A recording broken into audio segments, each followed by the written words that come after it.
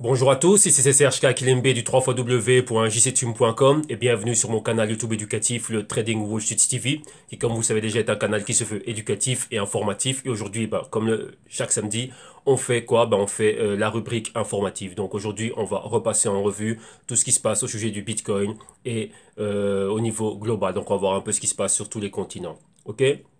Donc, si c'est la première fois que vous croisez l'une de mes vidéos ou que vous tombez sur mon canal YouTube, sachez qu'en archive, on a énormément de matériel pour vous. Pourquoi? Principalement pour aider les novices à réellement comprendre ce qui se passe, les mécanismes, les concepts et se familiariser avec la terminologie. Donc, tous les jours, comme vous le voyez, excepté les samedis, samedi c'est le jour de la rubrique informative et le reste de la semaine, donc du dimanche au vendredi, on fait toujours un crypto trading. Donc, on regarde toujours 3 ou 4 cryptos chaque jour. Pourquoi? Comme ça, vous voyez d'où on est parti, le raisonnement qu'il y a derrière, notre approche de marché, où on en est aujourd'hui exactement et quelles sont les projections, on va dire, futures à court et moyen terme. Donc on essaye d'anticiper les mouvements. Rappelez-vous, c'est ça le but. Les performances passées ne sont pas une indication des performances futures. Donc tout ce qui se passe, c'est quoi? C'est que nous, on doit analyser, rechercher l'information à partir du moment où on sait ce que l'on a, ce que l'on doit regarder, on a notre suite logique de points métriques que l'on est en train de regarder, d'analyser, par rapport à ça et par rapport au price action, donc au prix actuel, on anticipe un futur mouvement. Donc on prend du risque et là, et on doit avoir le risque sous contrôle et bien évidemment anticiper le mouvement futur. Donc principalement si c'est haussier, on va essayer de se positionner avant que le mouvement arrive. Vous voyez qu'après on peut faire des vidéos comme on en veut et expliquer tout ce qui est en train de se passer. Non, le but c'est de profiter, vous aussi de prendre part à ce mouvement haussier. Donc il faut l'anticiper. Ok? Donc voilà. Je vous rappelle aussi que le trading existait avant les cryptos. Et donc les cryptos ne sont qu'un actif en plus dans l'univers du trading. Donc il y a bien plus de choses à comprendre. Et on reviendra en fin d'émission sur le www.jctum.com afin de vous permettre d'avoir accès aux services et à nos solutions. Donc je vous dirai exactement comment faire. Et une petite annonce. Aujourd'hui samedi, je vais faire une annonce par rapport à quoi? Ça, c'est pour tous ceux qui sont déjà clients. Donc, qu'est-ce que ça veut dire? Ceux qui ont souscrit aux vidéos modules et ceux qui sont aussi dans tout ce qui est consulting. Pourquoi? Et bien sûr, ceux aussi qui ont le Global Crypto Research. Donc là, je fais un cadeau réellement pour tous ceux, pour tout, on va dire pour tout le monde. Et on va dire le cadeau, donc la nouvelle, c'est quoi? C'est que, comme je l'avais dit, je parlais souvent des live portefeuilles que je suis en train de faire. Donc des portefeuilles spéculatifs. Donc on voit un peu mon positionnement de manière trimestrielle. Donc ce que moi j'ai personnellement comme position, ce que je regarde, et ainsi de suite. Ouais, donc je fais toujours une vidéo où il y a comment dirais-je, mon approche de marché, là, mon analyse fondamentale, je vous en fais un résumé, et puis mon positionnement, le risque que je vois et la direction que j'ai envie de prendre dans le marché, et le pourquoi du comment je prends ces positions. Mais chaque trimestre, c'est un peu long, et comment dirais-je, bon, c'est long au niveau de l'attente, et moi aussi, il y a énormément de choses qui sont en train de se faire, donc ce qui fait il y a une distance qui se crée, il y a une latence qui se crée, et on n'est pas actualisé. Enfin, moi, je n'actualise pas réellement les news pour vous. Pourquoi? Parce que c'est un plus aussi qui va vous permettre de vous aider. Donc, vous voyez, tout ce que vous voyez dans les Global Culture Research, et ce que vous avez dans les vidéos consulting, le tout, c'est quoi? C'est de pouvoir voir réellement des applications réelles, dans la vie réelle, dans le marché réel, avec tout cela. Donc maintenant, j'ai décidé de lancer un nouveau magazine, un magazine mensuel, et donc ça va s'appeler le Insider. Insider, pourquoi? Tous ceux qui ont déjà souscrit aux services et aux solutions, vous êtes des insiders. Donc là, vous allez voir exactement ce que je fais. Donc ça va être fait de manière mensuelle. Donc chaque mois, début du mois, entre le premier et le 5, il y aura réellement, la projection pour le mois, qu'est-ce que je suis en train de regarder, quels sont les fondamentaux qui sont derrière, quel est mon point de vue technique, la stratégie que je vais adopter, et vous allez voir un peu l'entièreté du système, donc ce que j'ai au niveau fondamental, quantitatif, technique, donc le tout mis en œuvre, et après voilà la prise de risque qu'il y a directement sur le marché, donc l'exposition que l'on prend par rapport au marché. Donc principalement c'est moi qui le fais, mais je veux aussi amener d'autres insiders avec moi. Pourquoi? C'est bien aussi de pouvoir voir d'autres personnes. Comment dirais-je, qui sont réellement dans les marchés, qui sont réellement en train d'opérer, que je connais personnellement et aussi qui font partie, qui sont mes partenaires, donc principalement des anciens clients et ainsi de suite. Pour avoir un truc un peu plus, un échange un peu plus dynamique et que vous voyez aussi les différents points de vue, comment dirais-je, par rapport à l'approche de marché. Pourquoi? Je n'opère pas sur tout. Oui, par exemple, je peux opérer, je sais pas moi, je vais dire sur PayPal et une autre personne peut opérer sur Visa. Mais tant qu'elle a eu du succès dans ses opérations avec Visa et moi avec PayPal, les deux, ce serait quoi? C'est un plus, c'est un échange en plus et donc c'est un cas concrets, factuels, de personnes qui prennent du risque sur les marchés, donc qui ont de l'exposition avec de l'argent réel et qui réellement vont de l'avant. Donc ça va être ce nouveau mensuel, donc émission mensuelle qui va être, qui va commencer à partir du mois de mars. Hein. Et donc là, ça va s'appeler Insider. Donc là, vraiment, on va vraiment parler de tout. Donc vraiment du trading en live avec tout, avec les cryptos, avec tout type d'actifs. Et on va faire un résumé ou bien on va voir une émission qui va être super longue. Et donc voilà, ok. Donc voilà pour ça. Et donc là, c'était la petite annonce que je voulais vous faire. Maintenant, on va aller au crypto rapport du jour. Donc, comme vous le voyez ici, hein, donc ça c'est pour le samedi 17 février. Et donc, ça ce sont tous les articles que l'on va regarder. Donc là, c'est tout ce que j'ai lu durant la semaine. Enfin, j'ai sélectionné des articles réellement qui ne servent à rien, qui ne valaient rien. Là, j'ai gardé les choses les plus croustillantes.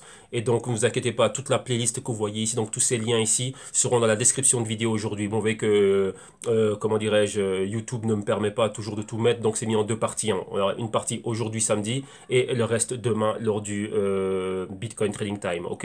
Donc voilà. Donc on va aller regarder tout ça. Non, je vais me bouger de l'écran. Voilà, voilà. Et maintenant, on va y aller directement. Ok? Donc je vais boire un petit coup.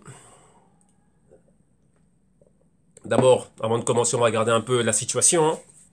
Donc vous voyez, on va prendre juste le Bitcoin comme étant notre indicateur hein, pour le marché. Donc vous voyez, la market cap elle est montée, on va analyser la market cap là tout de suite. Donc avec le Bitcoin, on est au-dessus de 10 000. Rappelez-vous, il y avait ce fameux canal baissier. On a décollé du support du canal et on va vers la résistance du canal. Zone entre les 11 500 et les 12 000. Ça va être un point clé. Si on n'arrive pas à être au-dessus de ce niveau-là, on peut avoir un renversement. Je vous dis, il faut toujours être prêt à toutes les éventualités, donc avoir vraiment tous les scénarios et toutes les probabilités possibles. Donc, il faut s'attendre à cela. Si on ne va pas plus haut que ce niveau-là, avec réellement, avec la pêche, hein, pour ainsi dire, eh ben là ça va être une zone critique et on va voir réellement ce qui va se passer. Donc cette hausse elle est normale. C'est quoi? C'est juste quoi? Des short covering. Donc tous ceux qui étaient baissiers, certaines personnes recommencent à racheter et il faut regarder, on verra ça demain, hein, le positionnement avec les contrats futurs. Donc si tout le monde est en train de couvrir ses positions, donc là c'est normal. Je veux dire quoi? Pour couvrir, il faut réacheter. Donc il y a des achats qui sont en train de se faire dans ces niveaux-là et on voit cela, mais on reste toujours dans ce canal baissier. Rappelez-vous, long terme on est haussier, mais à moyen terme on est dans ce canal baissier. Donc je sais que ça peut prêter à confusion ce que je dis parce qu'on va dire ouais maintenant il a dit que c'était haussier, alors pourquoi est-ce que ça baisse? Non, faut bien comprendre. Donc c'est pour ça que je vous dis que vous devez comprendre les mécanismes des marchés. On est dans une tendance haussière dans du long terme, mais à court et moyen terme, on est, on va dire à court terme, on est haussier pour le moment. Long terme, on est haussier, mais moyen terme, on est toujours dans ce canal baissier. Okay. Donc, il faut bien comprendre cela. Il faut bien comprendre aussi ce que je fais et quelle est mon approche. Vous voyez, d'un côté, c'est une approche trading, une approche spéculative. Donc, rappelez-vous qu'avec les dérivés, je peux tirer avantage des baisses des marchés. Donc, ça, ce n'est pas ce que tout le monde est en train de faire. Donc, là, vous devez bien comprendre, comment dirais-je, mon approche. Donc, ça peut être à l'opposé ou complètement quelque chose qui, pour vous, est extraterrestre vis-à-vis de la manière de penser ici. Donc, rappelez-vous qu'il y a plus dans le trading que ce que vous pensez savoir. Donc, ça va très loin. Et donc, ça, tous ceux qui ont déjà des services et des solutions, s'en rendent compte au quotidien lors des consultings que je fais avec eux et lors des questions et ceux qui sont en train d'apprendre. Donc ça va loin ici. Donc voilà. Donc ça. Pour les raisons de cette vidéo, je ne peux pas commencer à rentrer en détail dans tout ça. Voilà pourquoi est-ce qu'il y a des vidéos consulting et voilà pourquoi est-ce qu'il y a des Global Crypto Research. Et il y a des consultings aussi privés pour ça, pour pouvoir répondre à toutes ces questions et voir des cas concrets avec vous en one-on-one. Ok, donc voilà, donc principalement le Bitcoin, on voit aujourd'hui que c'est en train de remonter de 10%. Et qu'est-ce que l'on a? Le prix, on est en dessous des 11 000 et le volume commence quand même à devenir conséquent et la market cap aussi recommence à monter. Vous voyez, on avait un bas ici et là on est dans ce niveau de résistance, donc on voit une claire tendance haussière et vous voyez que ça s'est répercuté sur tout l'écosystème. Voilà pourquoi est-ce que je vous dis que je regarde le Bitcoin comme étant un indicateur. Ok, maintenant on va regarder la market cap. Et par rapport à la market cap, on va l'analyser un peu, on va voir un peu réellement ce qui s'est passé. Hein. Donc depuis ces hauts que l'on a atteint et là où on est maintenant. Donc on va prendre ceci. Attendez. Voilà, voilà. Attendez, parce que celui-là, il m'énerve. Attendez, on va voir si je peux le prendre ici. Voilà, c'est plus rapide. Voilà, on va venir ici. Voilà, à partir du mois de novembre 2017. Voilà, donc vous voyez ici, voilà, toute l'année 2017, hein, vous voyez les hauts qu'on a eu et comment est-ce qu'on comment est-ce qu'on est en train de descendre. Donc là, ici, là, c'est cette année-ci. Donc là, vous voyez 2017 depuis l'été. Donc vous voyez la montée qu'on a eu au niveau de la market cap. Et maintenant, ici, qu'est-ce qu'on va faire? On va dessiner quelque chose. On va dessiner quoi? On va dessiner ceci. On va relier les deux hauts que l'on voit et les bas que l'on voit. Donc vous voyez qu'on avait clairement une tendance baissière là-dedans. Et qu'est-ce qu'on avait aussi? On avait une épaule, une tête et une épaule au niveau de la market cap, et on avait ceci. Donc vous avez vu exactement qu'on est baissier. Maintenant, qu'est-ce que l'on a au niveau de la market cap? Tout ce qui est graphique, vous pouvez faire aussi l'analyse technique avec tous ces graphiques. Donc il n'y a pas uniquement qu'avec le prix d'un actif. Donc là aussi, on le voit. On voit quoi? On est dans cette tendance baissière, et vous voyez qu'on a ceci maintenant. Donc on peut s'attendre à voir ceci et ensuite une market cap qui montrait comme ça. Donc on a aussi le patron de tasse et une résistance. Donc la résistance, c'est quoi? Passer au-dessus des 800 milliards de market cap. Ok. Si on va dans du plus court terme, on a déjà ceci. On a déjà une épaule tête épaule ici, mais on en a, comme vous voyez bien, on en a une plus grande. Donc ça, c'est ce qu'on s'attend à voir. Donc voyez, je répète, on a ceci, on a cela, un A, un B, un C et un D, un A, un B, et ici on est à un point C. Donc qu'est-ce qu'il nous faut maintenant? On va commencer à revoir ceci pour commencer à remonter. Et vous voyez là, ça va valider notre épaule tête épaule inversée, le coup, et avoir cette continuité. Donc on veut voir dans tout l'écosystème, comment dirais-je, une injection de capital. Et là, comme je vous dis, c'est sur une base fondamentale. On est arrivé à un certain point dans lequel maintenant, rappelez-vous ce que monsieur Mike Novogratz disait toujours, qu'il y avait beaucoup d'argent institutionnel qui était en train d'attendre pour aller quelque part dans Wall Street. Mais rappelez-vous, personne à Wall Street ne rentre s'il ne peut pas hedger sa position. Et ouais, maintenant, ils ont les futurs. Les futurs ont joué leur fonction de neutraliser la volatilité. Le Bitcoin est moins volatile. Rappelez-vous, ça doit être proportionnel à son prix. Un actif qui vaut 40 dollars, ben, on peut passer de 40 à 42 dollars, ok. Mais un actif comme le Bitcoin qui est très haut, ben, comment dirais-je, au niveau du prix, hein, donc au-dessus des 10 000, ainsi de suite, les fluctuations de prix de 100, 200, 300, c'est quelque chose de tout à fait normal. C'est en relation avec son prix. 10 000, 1% d'un mouvement de 10 000, ça fait 100. Donc voilà, donc quand vous avez 2, 3, 4 ou 500, ben, c'est 5% de fluctuation. C'est quand même très volatile, mais voilà, donc ça c'est proportionnel à son prix. Donc ça, vous ne devez pas, comment dirais-je, oublier cela. Ok, donc c'est très important. Donc, vu que par rapport à la market cap, on est aussi en train de voir des choses. Donc, la market cap aussi peut être un indicateur. Non, c'est pas que ça ne peut être, c'est un indicateur aussi fondamental. Et il faut aussi, comment dirais-je, l'analyser. Il faut regarder ben, maintenant par rapport à cela, comme on a vu, quelles sont les institutions, on va dire les cryptos, donc les plateformes qui réellement bénéficient d'une injection de capital, et ça c'est par rapport à leurs fondamentaux, c'est par rapport à ce qu'elles sont en train d'apporter. Ok, donc là voilà ce que l'on a, et vous voyez donc très prochainement on a, comme on le voit avec toutes les cryptos, ben, c'est ce patron de formation TAS, on le voit aussi. Donc vous voyez dans un grand A, là ce serait le point B, et aller chercher un C plus haut, donc le A, l'inception du mouvement ici, et vous voyez quoi? Vous voyez ça au niveau du volume, hein.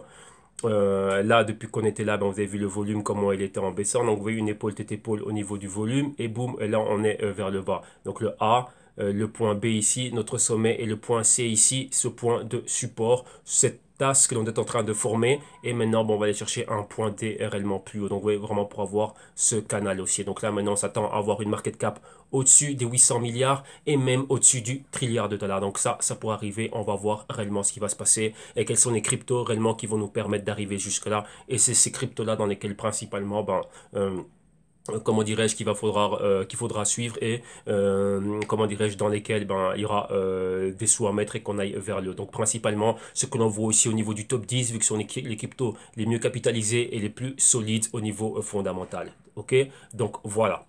Donc là, on a fait une petite intro. Maintenant, on va réellement aller aux news. Donc, on va commencer avec les news globales. Donc, rappelez-vous, toutes les, tous les liens vont être dans la description de vidéo. Qu'est-ce que l'on a? Comme vous voyez encore ici, hein, il y a eu un autre fork ici qui s'appelait le United Bitcoin, donc le UBTC. Et donc là, voilà. Donc, il y a eu encore une bifurcation. Il n'y a pas encore trop de news. Donc là, voilà. Donc là, j'étais tombé dessus, j'ai regardé le projet. Ben voilà, je vois pas exactement. Ben ouais, donc il y a tellement de forks maintenant que voilà. Donc voilà. Ça, c'est juste pour la news. On va dire voilà une news de remplissage, ben, pour la curiosité, ben voilà encore une autre bifurcation. Et donc ouais, l'équipe qui était à la base de cette bifurcation, ben, les voilà là, ben, tout fiers de leur bifurcation ici, donc qui déjà avait eu lieu fin décembre 2017, et maintenant bon, on est là, on va voir si c'est listé, comment ça trade et qu'est-ce qui se passe, mais bon là, pour le moment je n'ai pas plus de news que cela. Ok, donc on a eu ceci. Maintenant, on va aller un peu plus loin et on va aller dans quoi? Rappelez-vous, il y a toujours ce problème au niveau de quoi? Dernièrement, vous avez eu, il y a, durant la semaine durant les crypto trading, je vous ai parlé de pas mal de pages internet qui, à travers les publicités qu'ils avaient, ainsi de suite, en cliquant dessus et même à l'insu des visiteurs, en visitant certaines pages, directement l'énergie de votre PC, enfin la puissance RAM était utilisée. Pourquoi? Pour miner des cryptos, principalement, c'était le Monero, si je me trompe pas. Il y a encore pas mal d'autres. Donc là, il y a toute une émission qui a été qui a été mise en place par Bloomberg, dans lesquelles ils sont réellement pas en train de parler de tout ça. Donc l'émission c'est Digital Defense et ils parlent réellement de ce problème minier. On va dire à l'insu des visiteurs de certaines pages internet. Donc là, voilà, on revient dessus bien plus amplement. Donc ça, c'est une émission très intéressante. Ok, donc là, je vous le répète, tous les liens seront dans la description de vidéo, donc ne vous inquiétez pas. Donc maintenant, qu'est-ce qui se passe ici?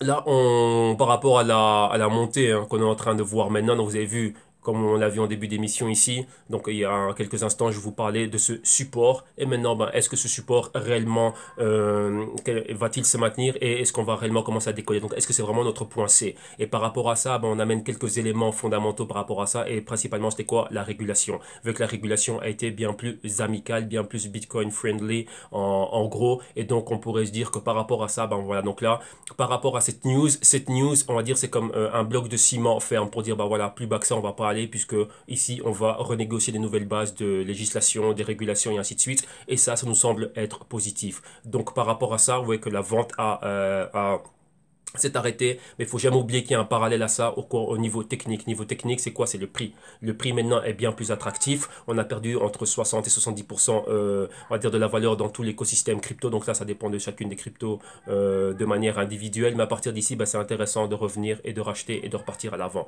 Donc maintenant, on va rentrer dans une autre phase. On a cette phase, on va dire, de stabilisation, comme l'article le dit ici. On va voir si réellement c'est le cas. Et à partir de là, on devrait commencer à avoir une injection d'argent. Donc comme on l'a vu, en début sur le graphe, c'est quoi? Le volume doit suivre et les développements doivent suivre et des cas concrets d'utilisation, donc des fondamentaux et bien plus de développement au niveau des teams pour des projets crypto respectifs, on va commencer à comment dirais-je, être mis en avant et là on devrait voir des nouvelles hausses. Rappelez-vous, on monte toujours en ondulation, donc en vague de A, B, C, D et ainsi de suite. Et donc là maintenant, faudra repenser et réévaluer la stratégie d'intervention. Donc si vous voulez trader ou investir dans les cryptos. Ok, donc là voilà, en gros c'est ça. Maintenant, continuons. Et ici, on parle encore de quoi? D'une boîte, MLLG Blockchain Consulting, qui est en train de parler des cryptos en général et qui dit que pour le moment, on est toujours dans cette phase initiale, donc dans cette phase d'adoption, dans cette phase embryonnaire. Et qu'est-ce que l'on a vu? On a vu beaucoup de spéculation à un moment donné, donc beaucoup de personnes qui rentraient dedans, beaucoup de fraude, tout ce que vous voulez, du blanchiment d'argent, toutes sortes d'activités. Maintenant, c'est arrivé au grand public et maintenant, on va voir une deuxième phase. Donc là aussi, on parle des choses que je vous dis au quotidien, que maintenant on va voir les véritables cryptos qui ont des véritables fondamentaux sont celles qui vont réellement aller de l'avant. Donc voilà, donc ça ce sont des développeurs, donc une boîte ici de fintech, donc principalement de blockchain, qui est en train de parler de tout cela. Et donc voilà, maintenant ça va être les véritables applications et les choses solides qui vont aller de l'avant. Donc on verra réellement ce qui va se passer. Ok? Et encore ici, encore une autre vidéo au niveau global.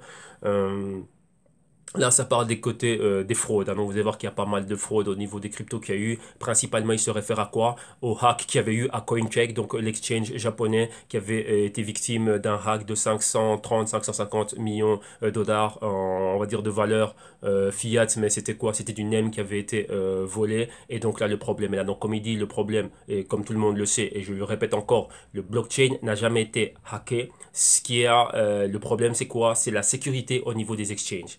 Donc oui, c'est ça le gros problème. Donc là, on y reviendra lorsqu'on va aller en Asie. On va voir ici exactement ce qui s'est passé par rapport au Japon et quelles sont les résolutions qui ont été prises par rapport à ce problème. Ok? Donc voilà. Donc là, il donne aussi toute une série de mesures pour faire en sorte d'éviter de vous faire arnaquer et de la sécurité au niveau du hack. Vous voyez que par rapport à cela, il y a aussi beaucoup de quoi? On a aussi beaucoup de fraude, beaucoup de schémas de Ponzi, beaucoup de comment dirais-je, d'acteurs néfastes qui pullulent sur le web. Donc là, voilà, faut faire avec. Ok. Continuons ici, et ici on a un cas un peu plus particulier, et c'est quoi? Comme l'article le dit, human dies, donc les êtres humains meurent, mais pas les cryptos. Qu'est-ce qui se passe? Il y a eu un cas aux États-Unis, je pense, si je me trompe plus, si je me souviens bien de l'article, où il y avait quoi? Où il y a un jeune homme qui est mort, mais il avait miné beaucoup de Bitcoin. Le père a toujours ses affaires, hein, donc on va dire son disque dur dans lequel sont conservés les cryptos. Mais vu que les passwords, donc que les wallets sont privatisés, donc on va dire ben, un wallet est individuel, et ben maintenant le père c'est qu'il y a une certaine somme en Bitcoin, vu qu'il a quand même miné pas mal de Bitcoin. Son fils était un des premiers mineurs. Donc dans les, on va dire, dans les débuts de l'activité minière des cryptos, lorsqu'on pouvait encore le faire au niveau individuel, bah, son fils en avait miné pas mal. Bah, maintenant qu'il est mort, bah, ils aimeraient bien bah, pouvoir mettre la main sur ces cryptos, pouvoir les liquider et profiter de l'argent qu'il y a. Mais comme l'article le dit, et vous allez le voir, c'est quoi? C'est considéré comme étant un bien personnel et vous voyez que les private keys donc et ainsi de suite eh ben, ne sont pas partagés, donc c'est un gros problème pour eux, mais comment arriver à le faire. Donc maintenant aux États-Unis il y a beaucoup de personnes qui passent par des avocats, même surtout aux États-Unis. Pourquoi? Parce qu'il y a tout ce type de problème ainsi de suite, et là vu que c'est pas régulé, ben, comment est-ce qu'on fait cela? Vous voyez, imaginez-vous un couple qui était là, ben, je sais pas, hein, il y a une séparation de biens. Et l'un des deux, on va dire, lorsqu'ils étaient ensemble, ils avaient du Bitcoin, mais maintenant, comment est-ce qu'on fait par rapport à ça? Ouais, et c'est ça le problème. Est-ce qu'on va le vendre, le liquider sur le marché, le séparer en partie équitable pour le couple? Vous voyez qu'il y a énormément de problèmes. Donc maintenant, il y a des avocats qui sont en train, comment dirais-je, de faire une fortune à des affaires et des cas liés aux problèmes qu'il y a avec le Bitcoin. Et ici, ben, à un cas particulier. Donc maintenant, il y a un projet de loi qui a, comment dirais-je, qui il y a une question hein, qui est mise en place. Ben, et qu'est-ce que l'on fait maintenant si maintenant on peut, comment dirais-je, qu'on a ben, un cas pareil, un cas comme celui-ci, des cryptos, une personne est morte. Vous voyez ici, le jeune avait 26 ans et il est mort. Et maintenant, ben voilà, ben, son père a le disque dur, a tout. Mais maintenant, comment est-ce qu'on fait? Est-ce qu'il n'y aurait pas une loi qui va nous permettre de pouvoir récupérer cela? Ou comme ils disent, ou en faire un don à une charité ou quoi que ce soit, ou en récupérer et que la famille ben, puisse avoir cela ben, comme n'importe quel autre bien. Imaginez-vous, ben, moi je suis mort, j'ai laissé une maison. Ben, maintenant, ben, ma maison elle est là, ben, quelqu'un va pouvoir en profiter. Et c'est pour ça qu'on dit que maintenant, ben, il va y avoir des testaments là, vous le verrez dans l'article, hein, on demande à certaines personnes de commencer à rédiger des testaments et dans leur testament, ben, s'ils ont des cryptos, ben, de mettre un paragraphe dans lequel il dirait, ben voilà, s'il m'arrive ça ou ça, ben, qu'on fasse ça et ça avec mes cryptos. Donc vous voyez que là, comme ça, devenir un peu curieux. Donc maintenant, bon, on a ça aussi. Donc voilà, donc, vu que c'est considéré comme une propriété ou un actif ou une commodité ou quoi que ce soit d'autre, eh ben, il y a un véritable problème par rapport à ça. Donc vous voyez, question intéressante. Ok?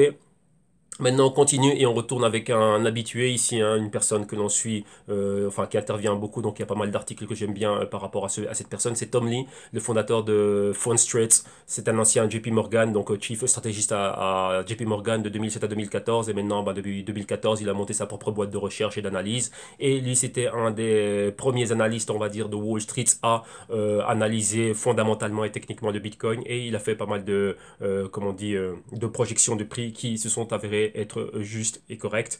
Et donc maintenant, bah, il remet ça. Et pour lui, bah, le Bitcoin va aller encore bien plus haut durant cette année-ci. Donc il explique exactement le comment et il donne un peu quelques idées hein, de par rapport à ce qu'il est en train de voir, enfin ce qu'il regarde au niveau fondamental et ainsi de suite. Et donc là, en gros, c'est quoi? Ben, sa thèse, c'est que d'ici donc mi-2018, on devrait revoir le Bitcoin remonter. Ouais, comme il dit. Donc là, en gros, c'est ça, hein. Donc remonter déjà dans cette zone des 11 000. Et pour 2022, pour lui, ben, le Bitcoin serait à 25 000 dollars par coin. Donc voilà.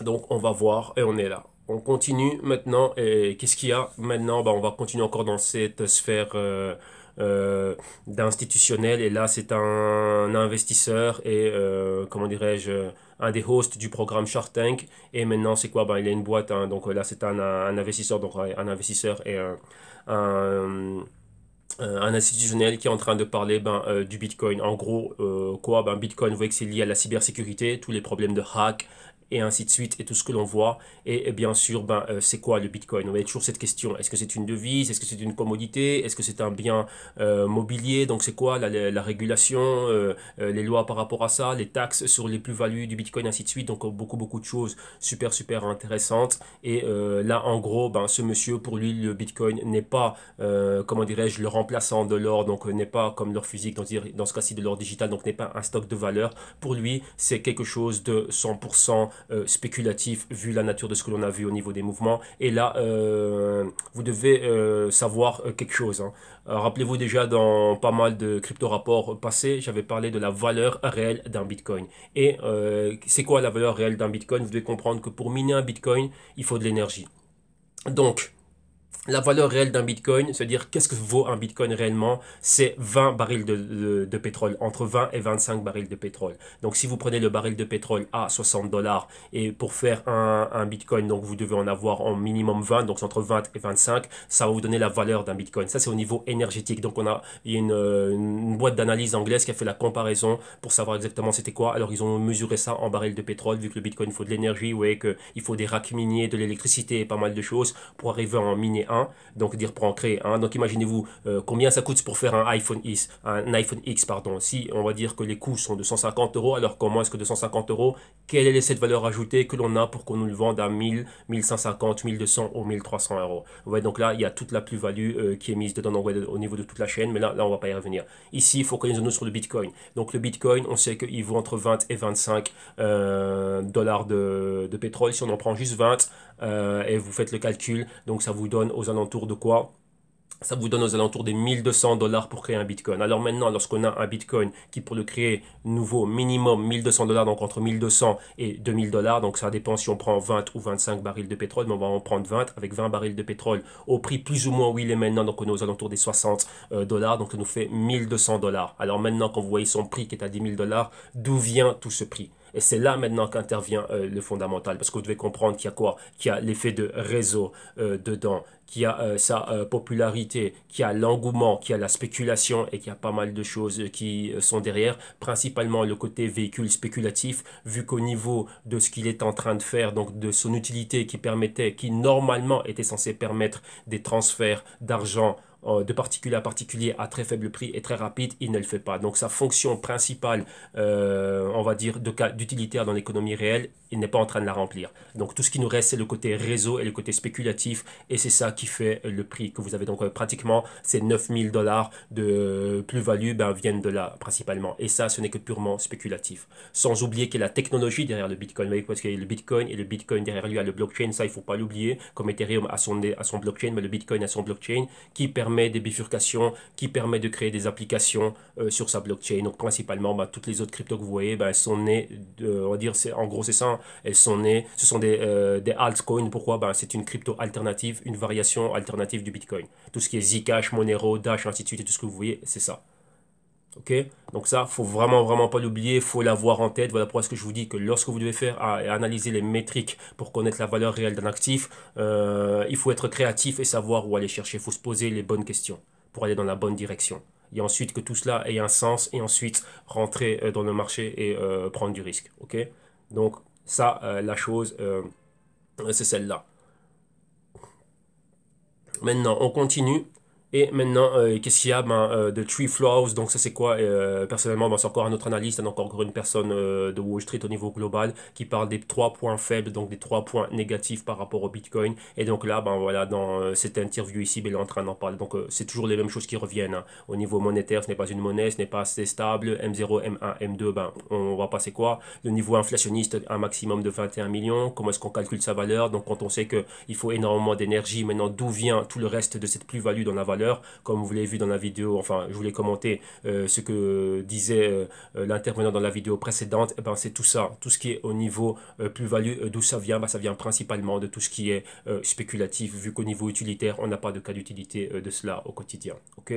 Donc voilà, donc là on a fini pour le côté global. Maintenant on va en Afrique. Et qu'est-ce qu'on a en Afrique? En Afrique, on va en Afrique du Sud. Et qu'est-ce qu'on a en Afrique du Sud? La Banque centrale va lancer son quoi? Va lancer un blockchain, donc un blockchain privé pour les activités de banque centrale et toutes les banques du pays qui font partie de son réseau de banque centrale. Et le tout basé sur un blockchain, mais quoi? Sur l'Ethereum blockchain. Vous avez vu qu'il y a le Bitcoin blockchain et il y a l'Ethereum blockchain. Et dans ce cas-ci, la Banque centrale d'Afrique du Sud a décidé d'utiliser la blockchain Ethereum pour la création de son dApps, donc de son application décentralisée. Principalement, pourquoi? Pour ces transferts d'argent, pour ces règlements d'argent au sein des banques qui font partie de son réseau. Donc voilà, ça peut être tant international comme au niveau des banques commerciales, banques corporatives et tout ce que vous voulez au sein du pays. Donc voilà.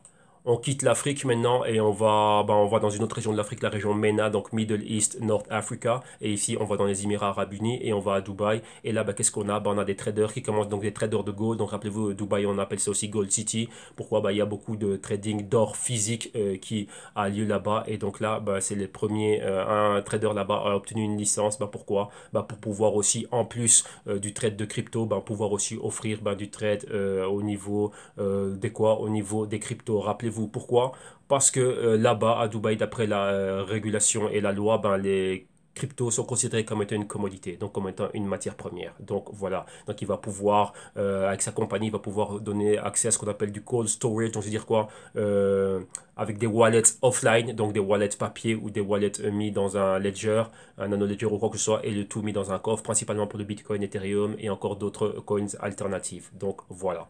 Donc là, vous voyez qu'il y a des avancements qui se font et on reste toujours à Dubaï. Et là maintenant, vous voyez que là c'est quoi? On a vu le cold storage et maintenant c'est ça dans...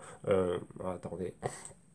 Là, c'est un article en relation par rapport à ça. On voit que le cold storage voilà, va être donné là-bas. Donc, c'est-à-dire qu'il y a une entreprise qui va se dédier 100% à faire cela. Et ça, c'est en relation avec l'article que vous avez vu juste au début. Donc, vous voyez que là, on est là et, comment dirais-je, on confirme la news. Donc, ouais, le cold storage va être attendre. Rappelez-vous, pourquoi le cold storage? Donc, là, le hot storage, c'est votre wallet online et le cold storage, c'est quoi? C'est le wallet offline. Donc, c'est-à-dire dans en votre propre possession sur un nano ledger ou quoi que ce soit d'autre. Mais maintenant, il y a des compagnies, vu les problèmes de hack et de sécurité qu'il y a dans les exchanges, et il y a un nouveau service qui est créé. Donc, vous voyez qu'on aura toujours qu'il y a problème, solution. Et il y a des personnes qui viennent avec des solutions. Et là, voilà une des solutions. Donc là, on laisse Dubaï et maintenant on retourne où? On retourne aux States. Et là, on va commencer par les US. Et maintenant aux États-Unis, qu'est-ce qui s'est passé ici? Il y avait il y avait un petit problème.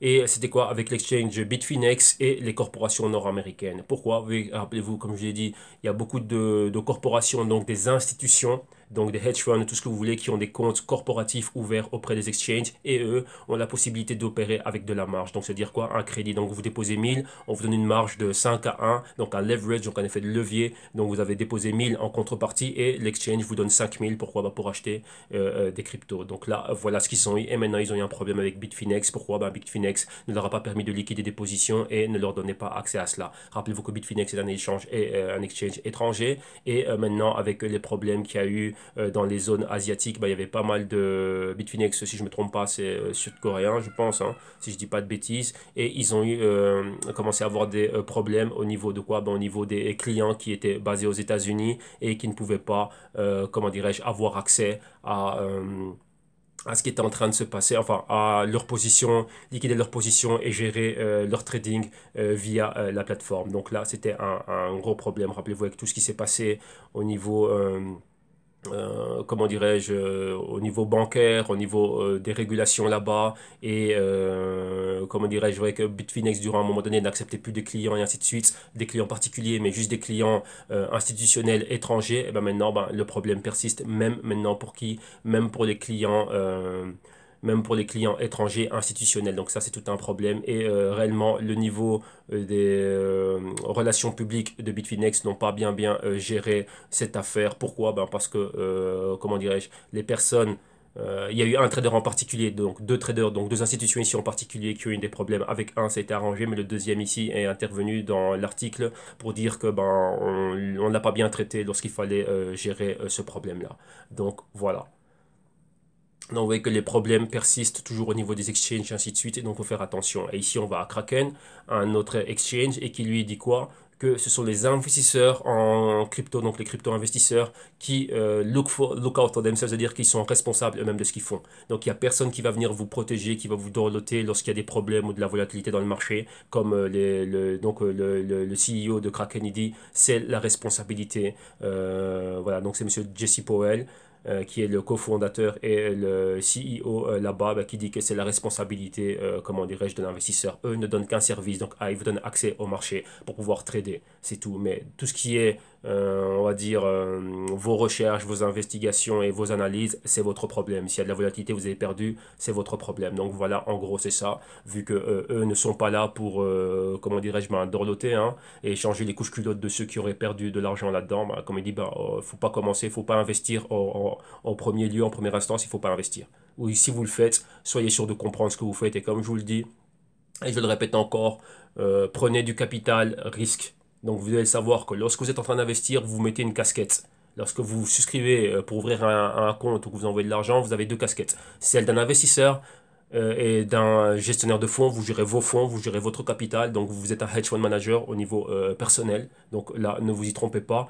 Et vous êtes aussi un venture capitaliste. Donc vous avez pris du capital et vous l'avez mis en risque. Pourquoi? Parce que rien ne vous prouve et rien ne vous dit, malgré tous les fondamentaux les plus magnifiques du monde et toute analyse technique magnifique du monde, rien ne prouve que cela va monter. Donc là, ce sont des risques que l'on prend. Voilà pourquoi il faut prendre des risques qu'avec un capital qu'on peut se permettre de perdre.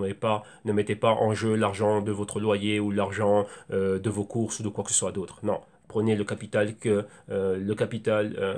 comment dirais-je, que si vous le perdez dans son entièreté, donc soyez prêt à perdre le capital dans son entièreté lorsque vous le placez, mais que cette perte n'affecte pas votre style de vie. Qu'est-ce que ça veut dire quand je dis style de vie? C'est le paiement de vos loyers, nourriture, factures et ainsi de suite, soins de santé et ainsi de suite. Que ça n'affecte pas cela. Donc si c'est 10 000 pour vous et que ces 10 000 là, vous n'en aurez pas besoin, que vous les perdiez ou qu'ils soient doublés ou triplés ou quintuplés, ben, si ça augmente, tant mieux, mais si vous les perdez, eh ben, que ça n'affecte pas votre vie. Donc c'est ça la chose. Donc rappelez-vous, c'est pour ça qu'on met du capital risque. Comme ça, déjà, numéro un, on dort tranquillos, mais aussi, c'est pas parce qu'on a pris du capital risque qu'on va faire tout et n'importe quoi. Le but ici, c'est quoi? Bah, c'est de générer des gains. Donc, il y a quand même un travail à faire derrière. Donc là, en gros, bah, voilà ce qu'il dit, c'est votre responsabilité. Donc on continue maintenant. Qu'est-ce qu'il y a? Ben, l'activité minière, et on reste aux États-Unis. Il y a un État dans lequel il y a beaucoup de lacs, donc beaucoup d'hydroélectricité. Et qu'est-ce que ça fait? Ben, ça fait que ça attire énormément de quoi? Ben, de personnes qui veulent se dédier à l'activité minière. Et dans ce cas-ci, par rapport au Bitcoin. Vous voyez que non, l'État de Washington, c'est quoi? C'est du côté de Seattle, au-dessus de la Californie. Donc là, la ville Microsoft, Amazon, et ainsi de suite. Donc voilà, donc au-dessus de Silicon Valley, dans le nord-ouest des États-Unis. Ok? Donc voilà. On reste aux États-Unis et comme vous avez vu, rappelez-vous, hein, c'était la semaine passée, il y a 2 semaines, il y avait une réunion de la CFTC et de la CEC. Et maintenant, la CFTC,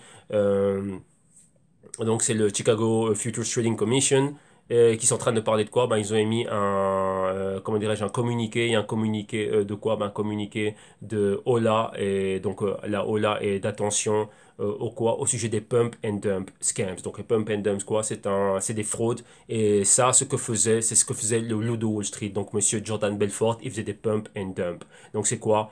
Pomper une action, donc super, comment dirais-je, faire un marketing agressif sur un produit qui ne vaut rien. Pourquoi? Bah, vu que eux ont acheté toutes les actions, pratiquement eux ou un groupe, comment dirais-je, de traders se mettent ensemble, s'allient avec un broker, ils font en sorte de quoi? Ben, de recommander cette action à, comment dirais-je, à tous leurs clients. Qu'est-ce qui va se passer? Il y aura beaucoup de demandes et vu que eux ils ont toute l'offre, le prix monte, donc ils vont le pomper jusqu'à atteindre un certain niveau. Donc imaginez-vous, l'action ne valait que 10 cents et on va le pomper. Donc c'est-à-dire appeler tout le monde, dire ouais non, cette action a ci, ça. Bon, vous avez vu le film, hein, et il y a encore d'autres films qui sont super intéressants. C'est Boiler Room où on parle de ça. Donc ouais, ce sont des pièces bouillantes où on chauffe le client.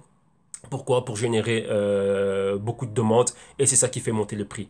Et donc on le retient, non, et c'est très dur de rentrer dedans, donc c'est pas liquide du tout. Et une fois que eux, ils ont un retour X, donc X pourcentage de retour dessus, ben, qu'est-ce qu'ils font? Ils relâchent tout. Et réellement, ben, ça ne vaut rien. Pourquoi? Parce qu'à chaque niveau, donc on va dire si c'est passé de 10 cents à 10 dollars, ben, il n'y a personne qui veut racheter cette action à 9 dollars ou 8 dollars ou 7 dollars ou 6 dollars, vu qu'on sait bien qu'il n'y a aucune valeur fondamentale derrière et que ça ne vaut rien du tout. Il n'y a peut-être même pas de produit derrière, il n'y a rien. Et donc ça fait quoi? Ben, ça va redescendre au niveau auquel à sa valeur juste, valeur réelle, ben, qui au départ n'était que de 10 cents. Donc ça, ce sont des pump and dump classiques et c'est ce que l'on voit aussi dans les cryptos.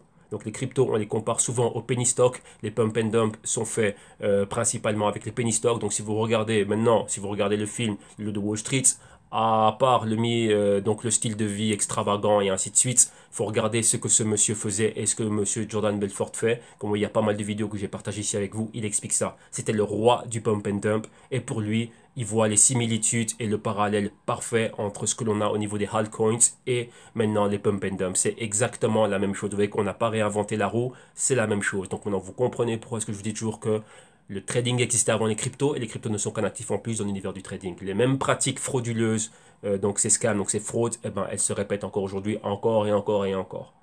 Vous voyez, et c'est ça. Et donc vous avez vu, vous comprenez aussi l'article de la enfin c'est ce que veut faire la CFTC, comment dirais-je, un homme averti en vaut deux, donc que les investisseurs prennent des précautions. Donc l'analyse fondamentale, elle est là. Pourquoi? C'est une approche systématique, ce qui va vous permettre de, si vous connaissez les métriques et les paramètres à regarder pour déterminer la valeur d'un certain actif, par rapport à ça, bah, vous allez flairer les bons coups et les mauvais coups. Donc dès que vous allez voir quelque chose qui ne respecte pas tout ce que vous avez au niveau des métriques, rappelez-vous, lors de cette semaine, durant la semaine, j'avais fait une vidéo où je parlais un peu de ce qu'il fallait cocher au niveau, donc j'avais montré mon carré magique des fondamentaux, et donc si j'ai pas coché toutes les cases importantes, il n'y a pas d'opération à prendre.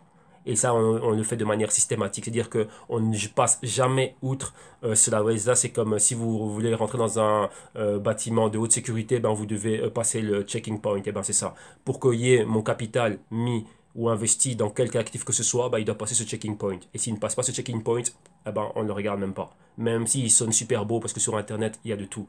Vous allez entendre des personnes parler du bien de ce qu'ils vont faire avec leur crypto, quoi que ce soit. Sur papier, tout peut être magnifique. Donc un white paper n'est pas assez. Ce n'est rien du tout. Ça ne vaut rien à white paper.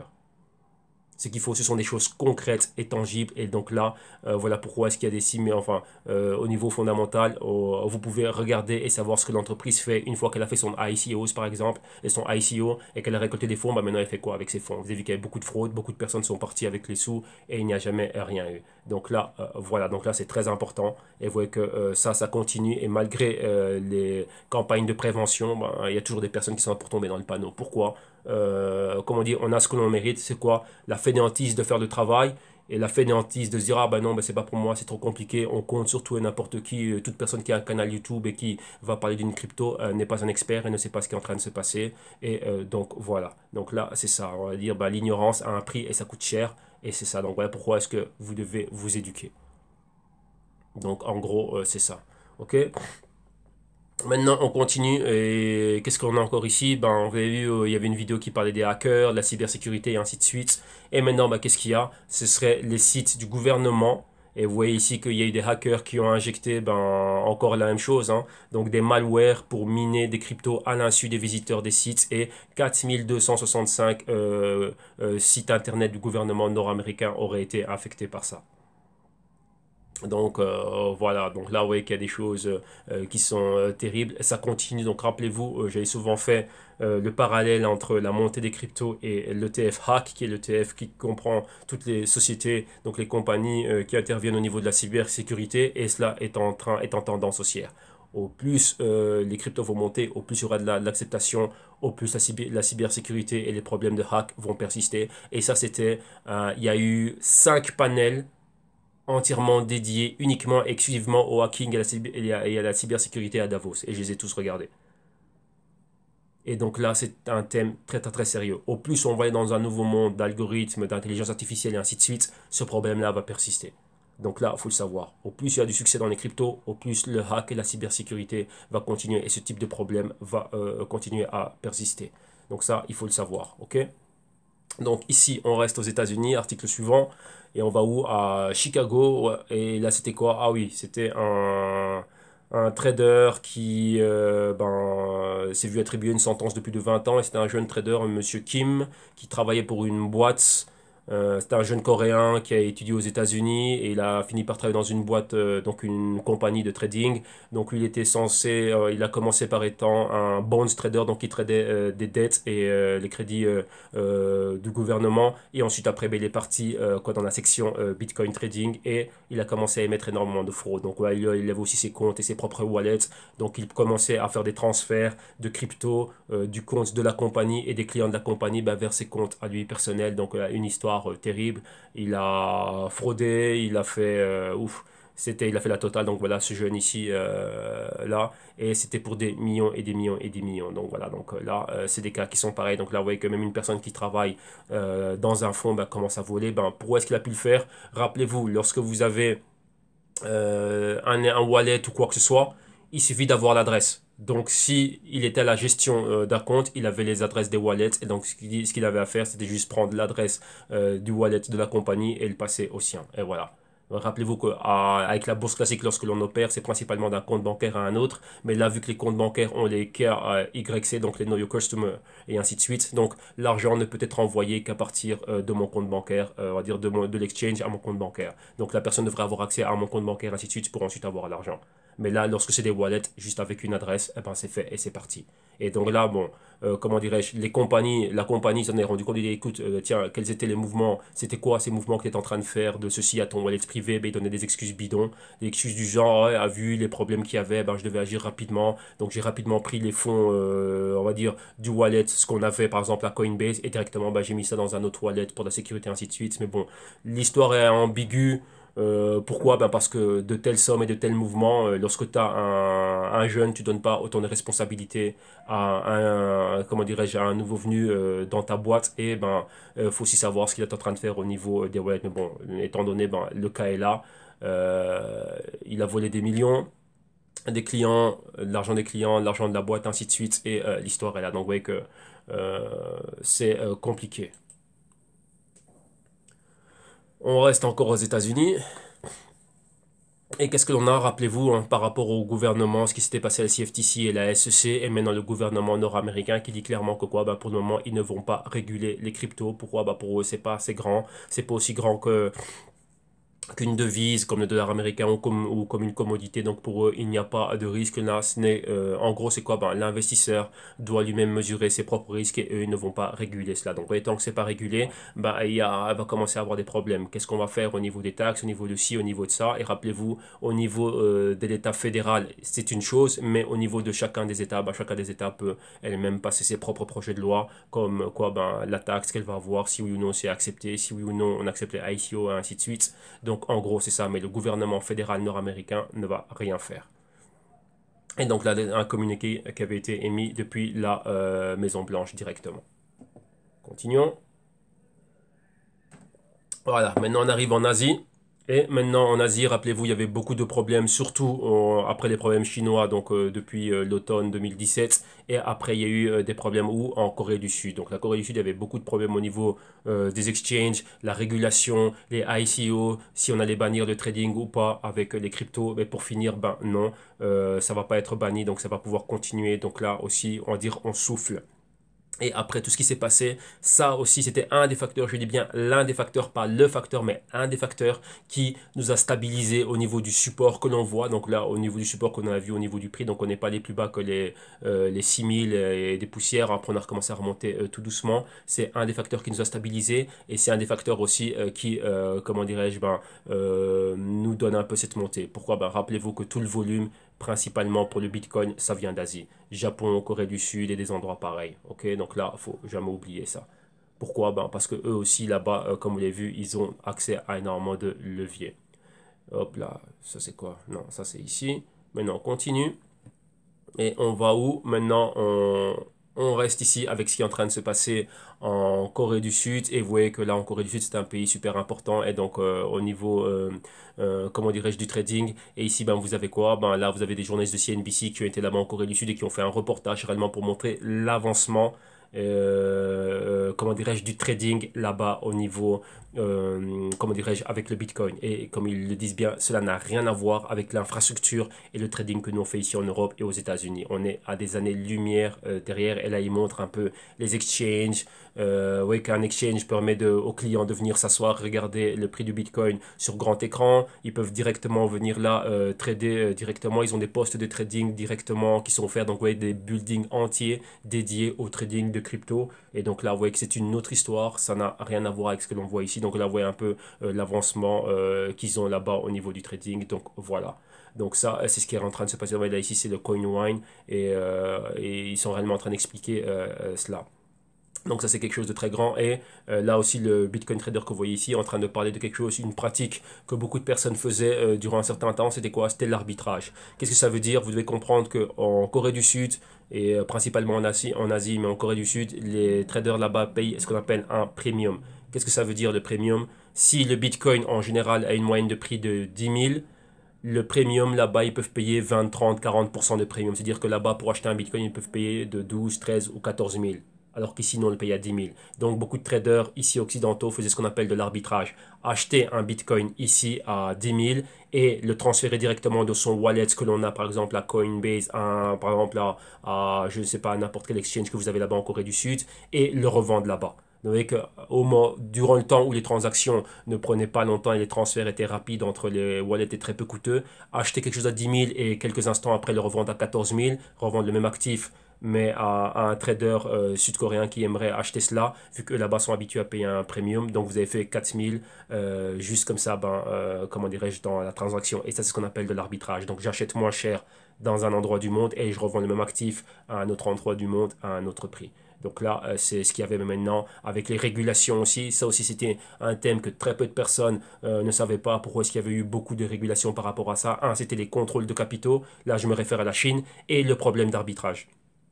Pourquoi? Parce que les personnes là-bas payent extrêmement cher, donc beaucoup de personnes pouvaient faire cela. Donc, vous voyez que lorsque vous êtes une institution, vous pouviez avoir des wallets, et même tout individu pouvait avoir des wallets créés à n'importe quel endroit du monde. Voilà pourquoi aussi il y avait des problèmes de régulation, et pour ce qu'on veut identifier les traders et les investisseurs, et qu'ils ne puissent faire des transferts, on va dire, d'argent en connaissant leur véritable identité et en mettant cela en relation avec un compte bancaire. Pourquoi?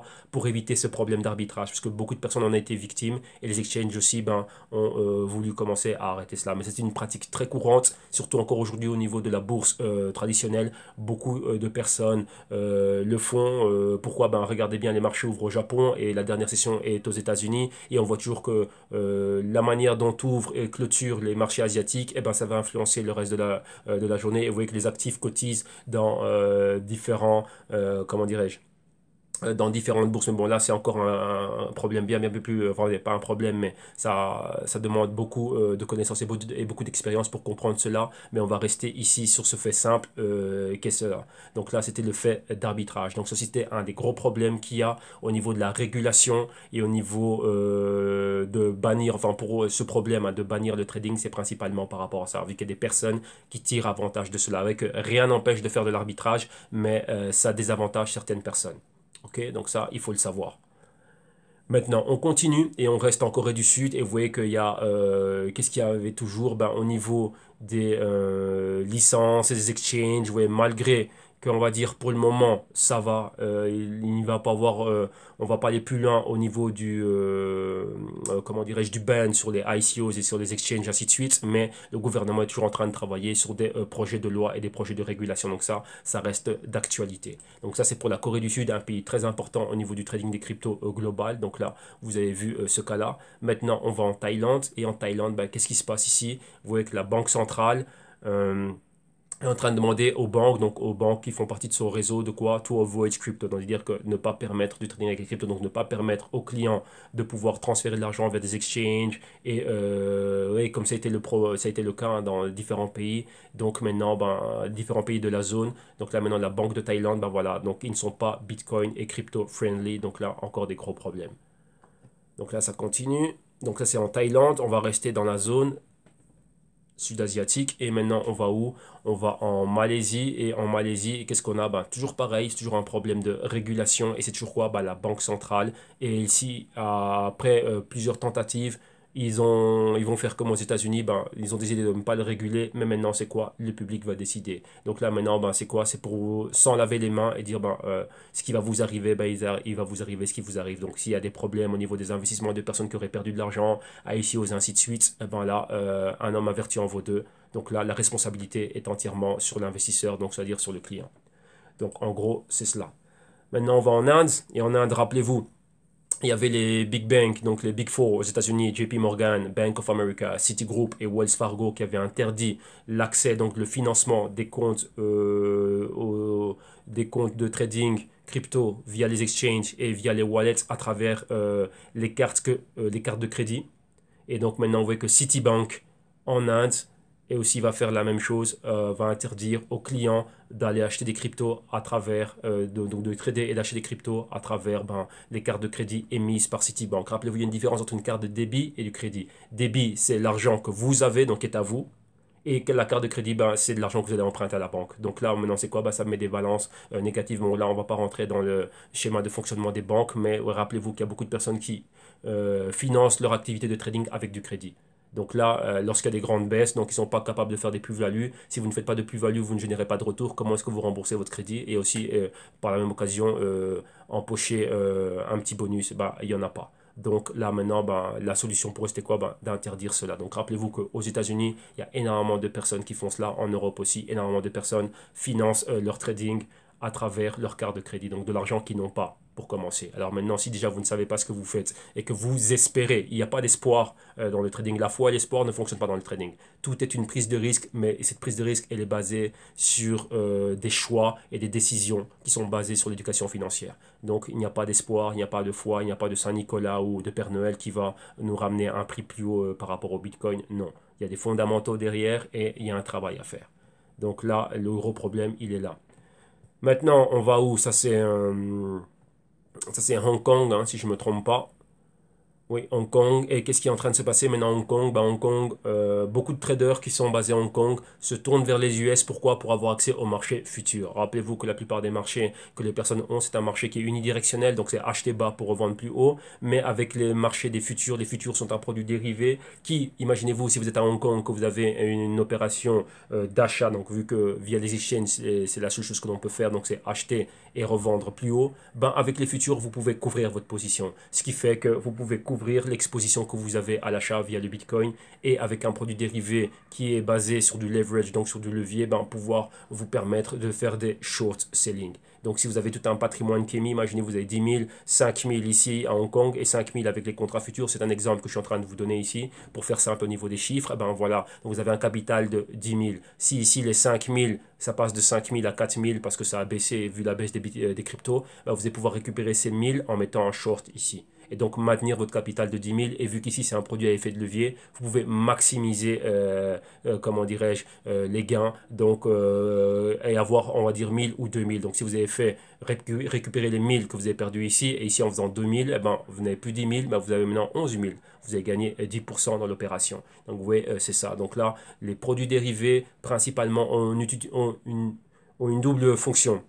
Fonction numéro 1, c'est une fonction de hedging, donc de couverture, et numéro 2, une fonction spéculative. Pourquoi? Bah parce qu'on peut amplifier, comment dirais-je, et maximiser les gains si toutefois on veut spéculer sur la baisse et aller encore bien plus fort grâce au levier. Donc là, il y a une fonction principale et vous voyez que maintenant, bah, ceux qui sont à Hong Kong, donc les traders institutionnels, bah, tirent avantage de cela et se tournent vers les États-Unis. Ok? Donc voilà. Maintenant, continuons. On va aller au Japon et au Japon, il s'est passé pas mal de choses. On va terminer ici au Japon avant d'attaquer l'Europe. Et rappelez-vous un CoinCheck. CoinCheck maintenant quoi, a été attaqué en justice. Pourquoi? Au niveau des retraits. Vu qu'à un moment donné, après le hack qu'ils ont subi, l'exchange avait arrêté les retraits. Donc les retraits principalement de gens qui liquidaient leur position, repasser ça en fiat, donc en yen, et après retirer le yen donc de leur compte à CoinCheck vers leur compte bancaire en yen. Mais il y a eu un problème, ça a été arrêté. Donc beaucoup de clients se sont plaints et donc en justice, entraîné l'exchange en justice. Maintenant, qu'est-ce que l'on a? Ben, au Japon, l'industrie, donc l'industrie crypto hein, est en train de lancer un corps de régulation, donc un organisme d'auto-régulation. Ben, pourquoi? Avec tout ce qui est en train de se passer, ben, c'est normal. Donc maintenant, il faut mettre des mesures sur pied. Pourquoi? Ben, pour protéger le trading et protéger les clients et faire en sorte que le tout se passe dans une bonne ambiance. Donc tout ça, c'est des articles qui sont liés. Hein. Donc vous voyez là, c'est un article qui confirme l'article suivant. Donc après, toutes ces décisions étaient prises quand, pardon, après le grand hack que l'on a vu sur CoinCheck. Donc voilà, il fallait agir rapidement. Et donc les meilleures solutions, c'est quoi? Bah, c'est de s'autoréguler pour éviter des problèmes pareils dans le futur. Maintenant, on reste au Japon et on va à l'entreprise GMO. Donc, c'est une grande institution. Il y a deux news par rapport à ça. Hein. Il y a encore une news que je donnerai un peu plus tard au niveau des institutionnels, mais elle est en relation avec celle-ci. La grande institution GMO, rappelez-vous qu'elle a commencé à payer ses clients, pardon, c'est pas ses clients, ses employés, une partie de leur salaire en Bitcoin. Maintenant, vu que c'est un géant, c'est un gros conglomérat qui bosse dans le secteur Internet et technologie, ainsi de suite, maintenant ils vont lancer quoi? Ils vont lancer un cloud mining, donc miner directement à partir du web et pour principalement miner quoi? Le Bitcoin et le Bitcoin Cash. Et donc, ce service va être lancé à partir du mois d'août 2018, donc cet été. On quitte l'Asie et maintenant on vient en Europe. Et on va où? En Europe, on va à Gibraltar. Et Gibraltar, rappelez-vous, c'est un endroit d'Europe, donc c'est une juridiction offshore. Et cette juridiction se veut quoi? Eh ben, se veut être une juridiction qui est friendly, donc qui va réguler et qui va légaliser les ICO. Pourquoi? Parce qu'elle veut qu'il y ait beaucoup d'activités reliées aux cryptos qui se fassent là-bas. Rappelez-vous que c'est à Gibraltar aussi où il y a la compagnie Wavecrest. Et la compagnie Wavecrest, c'est cette compagnie qui offre des cartes de Visa et Mastercard prepaid pour tout exchange ou tout wallet qui commençait à associer une carte de débit prépayée à votre wallet. Donc principalement il y avait Wirex que moi je suis en train d'utiliser et maintenant il y a eu un problème depuis que Visa et Mastercard ont banni tout ce qui est crypto. Et donc cette entreprise ne peut plus commencer à délivrer des cartes Visa, Bitcoin, ainsi de suite. Et donc principalement, elle était basée de là-bas. Donc vous voyez que eux, ils sont favorables à cela, mais après, ce sont les corporations qui, oui ou non, vont décider d'associer leur logo et leur nom à des projets pareils. Mais dans tout ce qui est régulation et ICOs et légalisation des ICO, ben, Gibraltar, cette juridiction est pour. Maintenant, on reste dans la péninsule ibérique, mais on va en Espagne. Et ici, en Espagne, qu'est-ce que l'on fait? Eh ben, là aussi, pareil, le gouvernement veut que l'Espagne soit un centre fintech et donc il y ait beaucoup de développement blockchain, c'est-à-dire quoi? Qu'il y ait des startups qui viennent se développer ici, qu'elles viennent commencer à lancer, comment dirais-je, leurs activités ici. Donc, elles vont avoir accès à des packs spéciaux au niveau des taxes et ainsi de suite et du financement pour pouvoir se lancer. Et aussi, quoi, ben, en faire aussi un hub et un centre au niveau des ICO. Donc, vous voyez qu'ici, voilà, il y a beaucoup d'activités à ce niveau-là. Donc là, ils se positionnent favorablement vu le futur de la blockchain et de ce qui va avec. Maintenant, on va en Royaume-Uni. Au Royaume-Uni, il y a eu quoi? Ben, il y a une alliance, donc un corps qui a été formé avec pas mal d'institutions très très connues. Donc, ouais, ça tarde à venir. Et c'est quoi? Ben, ce sont pas mal de compagnies, principalement des brokers, donc des retail brokers, donc des brokers pour des clients particuliers, et des entreprises au niveau de la fintech et principalement des startups, blockchain, ainsi de suite, qui ont fait quoi? Ben, qui se sont mises ensemble pour réellement créer quoi, une organisation qui va s'auto-réguler, un peu comme vous avez vu, un peu comme ce qui s'est passé où ça au Japon. Ben voilà, il y a la même initiative ici en Angleterre. Donc avec ces deux articles-là qui ne fonctionnent pas, mais c'est pas grave. Celui-là aussi me donne une erreur. Donc c'était pour tout ce qui était européen, donc c'est les deux qui ont fonctionné. Et maintenant en Europe, on va aller où? On va en Autriche. Pourquoi? Bah, parce qu'en Autriche, il y a eu encore un cas de scam. Donc 10 000 victimes ont perdu près de 12 000 bitcoins pour une valeur, bon, à ce jour-là, donc à la valeur du 15 février, donc il y a 2 jours, pour une valeur de 115 millions. Et c'est quoi? Ben, toujours un scam. Donc c'est quoi? Un schéma de Ponzi. C'était quoi? Ben, une organisation, une boîte d'investissement qui a commencé à faire quoi? À faire de la publicité au niveau de quoi? Bah, des bienfaits et des retours incroyables qu'elle pouvait donner au niveau à la semaine. Avec la boîte ici est en train de promettre quoi? Des retours de 1,5 à 4% par semaine pour tout dépôt qui était fait en Bitcoin. Pourquoi ils disaient que c'était une boîte qui, elle, une fois que vous vous envoyez leur Bitcoin, eux allaient commencer à faire du trading avec le Bitcoin, qu'ils avaient la chose infaillible. Ouais, donc voilà, hein, ils avaient trouvé la martingale et la chose parfaite pour extraire des retours terribles. Et aussi, si vous, donc la chaîne, donc si vous rameniez X ou X clients, bah, ça allait augmenter aussi, comment dirais-je, vos bénéfices pour chaque client que vous rameniez. Donc, ouais, le schéma de Ponzi exactement classique. Hein. Et la boîte d'Autriche ben, avait encore une autre boîte avec un fonds qui était basé où? Ben, au Costa Rica, à travers lequel il était en train de quoi? Ben, de générer tous ces tradings, ainsi de suite. Et ben, ça s'est très très très mal fini. Et donc voilà, donc ils ont arnaqué des personnes de partout dans le monde. Et ouais, ça c'est le problème, c'est ce qui arrive. Ouais, que c'est ça. Je le dis souvent, beaucoup de personnes prennent les cryptos et le Bitcoin comme si c'était quoi le nouveau ticket de loto et personne ne veut faire les recherches, ne veut prendre le temps de venir et de s'instruire correctement comme il faut. Et donc, ouais, ce genre de bêtises à la fin sont là. Pourquoi? Parce qu'une fois, une personne qui est, si vous êtes réellement bien éduqué, vous ne pouvez pas tomber dans ce genre de panneau. Les personnes qui tombent dans ce genre de panneau, ben, c'est dû à quoi? C'est l'ignorance et la fainéantise. De quoi? Ben, de vous-même apprendre ce qu'il y a à apprendre. C'est triste, vous allez peut-être dire que oui, mais je suis dur, ben, c'est une réalité. Lorsque vous savez ce qu'il y a à faire, il n'y a personne qui va vous commencer à vous inventer des histoires et vous promettre des retours. Parce que vous allez vous-même savoir ce que c'est que des retours réels. Surtout lorsqu'on parle de rente variable, on ne peut pas mettre un retour sur quelque chose. Ouais, c'est de la rente variable. Et comment dirais-je? Ça, on ne peut le savoir qu'à partir du moment où on étudie. Donc, c'est-à-dire on prend le temps de s'éduquer correctement. Ok? Mais si on ne le fait pas, ben voilà, on va être une victime parfaite pour toutes ces personnes qui ont l'air sophistiquées, qui vont venir avec des super beaux bureaux dans des super beaux endroits, mais tout ce qui n'est pas beau, tout ce qui est basé à Wall Street n'est pas forcément clean.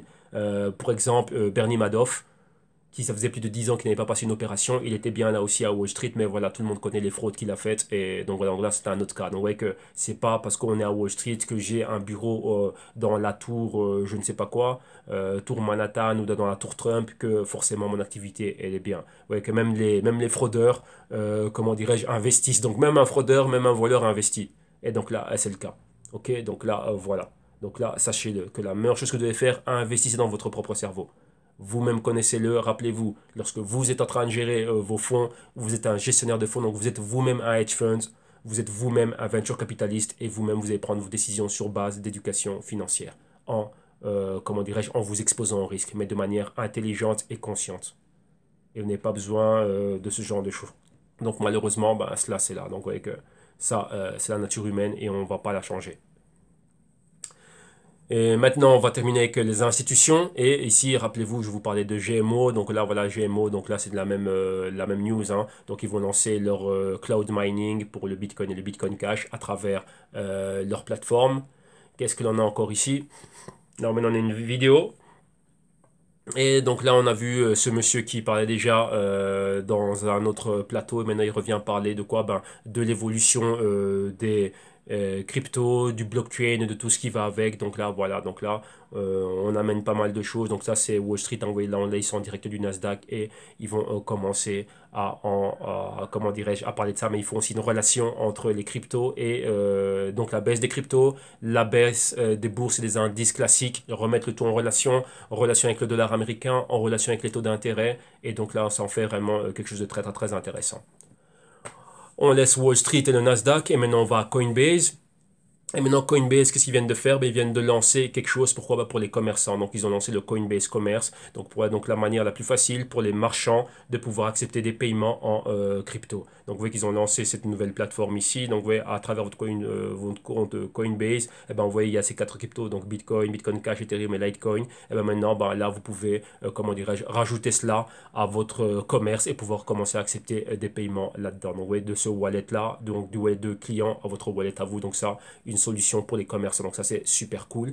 Et la dernière news, on voit une grande banque, une grande banque hollandaise, donc c'est ABN AMRO, et qui vont lancer quoi? Ben, ils vont lancer leur compte en banque blockchain. Pourquoi? Ben, pour des comptes, ce qu'on appelle des comptes escrow. Donc ce sont des comptes, pour faire simple, c'est quoi? On va dire c'est un compte transit. Donc vous voyez que s'il y a un business qui doit avoir lieu ou quelqu'un qui veut vendre quelque chose, une autre personne qui veut acheter quelque chose, et ben la banque fait ce qu'on appelle un escrow account dans lequel l'argent est entre parenthèses, l'argent va transiter par un compte qui n'appartient à aucune des deux parties, juste le temps que tout soit ok au niveau des papiers, que les commissions et ainsi de suite soient payées, et ensuite ben, l'argent va là où il doit aller. Mais vous voyez que ça demande quoi? Un coût. Ça demande un coût de quoi? Premièrement, il faut authentifier les deux identités de l'acheteur et du vendeur. Numéro 2, le fait de faire un compte pareil, ben, c'est des commissions et des intérêts qui vont aller au niveau journalier. Donc imaginez-vous si maintenant la chose n'est pas réglée dans le mois ou dans la semaine ou dans quoi que ce soit, eh ben, ce sont des frais. Alors maintenant, pour pouvoir éviter tous ces frais, rappelez-vous les bienfaits du blockchain, c'est ça, éviter les frictions, faire en sorte que les transactions soient authentifiées et qu'elles soient bien plus rapides. Donc le fait d'avoir tout le monde qui est mis sur le blockchain, l'authentification et la vérification vont être instantanées. La transaction aussi peut être quasi instantanée, du moins longue que d'habitude. Et ça fait quoi? Ça réduit les frictions et ça réduit les frais et ça réduit le temps. Rappelez-vous que le temps, c'est de l'argent, surtout au niveau du business des banques. Et donc là, voilà la solution qu'ils ont faite. Maintenant, bah, ils sont venus avec cette solution-là. Comme ça va arriver partout, hein, avoir maintenant bah, des comptes basés sur le blockchain. Et donc là, il y a une variété d'applications qui peuvent être, comment dirais-je, qui vont pouvoir bénéficier de cela. Donc, vous voyez ici les brokers, les notaires, les exchanges, tout ça va pouvoir être connecté directement via des comptes en banque blockchain, comme ça, les identités, les transactions et ce qu'on appelle le clearing. Donc, le clearing, c'est quoi? En gros, moi, j'ai une action d'Apple et je veux la vendre à Jean-Pierre. Eh ben, il faut qu'il y ait ce transfert. Donc, déjà, prouver que je suis le véritable propriétaire de l'action Si je dis avoir l'action, bah, que je dois réellement l'avoir. Et Jean-Pierre doit lui réellement avoir l'action, enfin on va dire l'argent pour payer pour ses actions. Ensuite, le transfert doit avoir lieu. Donc vraiment être sûr que moi, Serge, j'ai bel et bien transféré les actions à Jean-Pierre, que Jean-Pierre a bel et bien transféré l'argent. Et ensuite que maintenant Jean-Pierre est réellement le nouveau titulaire légal de ses actions. Donc tout ça, ça met du temps, de l'argent. Et c'est ce qu'on appelle le clearing. Donc maintenant, à travers le blockchain, ça va être fait directement, vous voyez, avec les smart contracts, ainsi de suite. Donc ça va être quelque chose de grand. Donc vous voyez, ça nous fait gagner du temps, de l'argent et moins de friction et tout le monde est content. Donc voilà, donc vous voyez que maintenant, les applications blockchain arrivent et ABN AMRO est une grosse banque commerciale, comme pour ceux qui sont en France, Société Générale ou ce que vous voulez d'autre. Ok. Donc voilà. Et encore deux autres news que j'ai ici sur notre ordinateur, je ne vous ai pas donné ici. Il y avait une news au niveau de Visa. Et Visa, ils disent quoi? We are not to blame for Coinbase overcharge. Donc, rappelez-vous qu'il y a maintenant Coinbase, maintenant lorsqu'ils sont en train de faire comment dirais-je, des transactions, Coinbase est en train de charger quoi? Des commissions en plus. Donc, Visa dit que eux ne sont pas responsables par rapport à ça. Et il y a eu quoi? Une news encore de la SEC. Donc, vous inquiétez pas, hein, lorsque je suis en train de lire à l'autre machine, il y aura les liens dans la vidéo de demain. Je vais les rajouter demain. Euh, il y a quoi ici? La SEC, donc c'est l'autorité des marchés financiers, donc l'équivalent de l'AMF mais aux États-Unis. Eux, qu'est-ce qu'ils disent? Ils viennent de suspendre le trading avec trois compagnies qui étaient reliées aux crypto. Rappelez-vous, il y avait des problèmes comme avec des compagnies, ouais, les Square.com, Overstock.com, des compagnies qui changeaient leur nom. Il y avait une compagnie, c'était Long Island Iced Tea. Ils ont changé leur nom en Long Island Blockchain et du coup, 300% pris lors d'une session. Ce genre de trading a été arrêté. Pourquoi? Vu ce genre de problème. Et là, maintenant, ça continue encore. Donc, vous voyez que là, ça continue toujours à poser problème. Donc voilà, donc ça c'était les dernières news que j'avais, encore une news qui arrivait là, mais bon, là je ne l'ai pas encore lu. Et donc maintenant, on va aller au www.jctube.com. Donc là, si vous aussi, voilà, il y a beaucoup plus de choses que vous voulez venir apprendre, et si vous avez des lacunes et comment dirais-je, des carences et que vous dites bah non tiens moi j'ai besoin d'un plus, j'ai besoin d'avoir quelque chose qui va me permettre de comprendre les concepts et les mécanismes des marchés financiers et ainsi de suite, et vous venez au www.jctube.com, vous cliquez sur le drapeau français pour être redirigé à la partie solution, donc la partie francophone du site internet, vous le mettez en voir comme ordinateur comme je viens de le faire ici maintenant, et là en allant vers le bas, vous allez voir tout ce que l'on fait, les services et les solutions que l'on a. On a les vidéos consulting, donc d'éducation financière. Ici, là, c'est pour les apprendre à votre propre discrétion. Il y a les vidéos modules. Donc en vidéo consulting, plus de 60 heures, donc plus de 3000 minutes, et répartis sur 10 modules pour vous permettre de comprendre tout ce qui se passe au niveau trading fondamental, technique et tout ce qui va avec. En cliquant ici sur ce lien là que vous voyez, là, vous allez pouvoir télécharger un document PDF. Et via ce document, vous allez pouvoir voir tout le programme des modules. Donc le programme aussi, donc le programme des vidéos consulting et principalement aussi ce que vous allez pouvoir faire avec moi en consulting one-on-one. Là directement, c'est pour l'apprentissage en consulting one-on-one. Donc ce que vous avez dans les vidéos, là on le fait en one-on-one.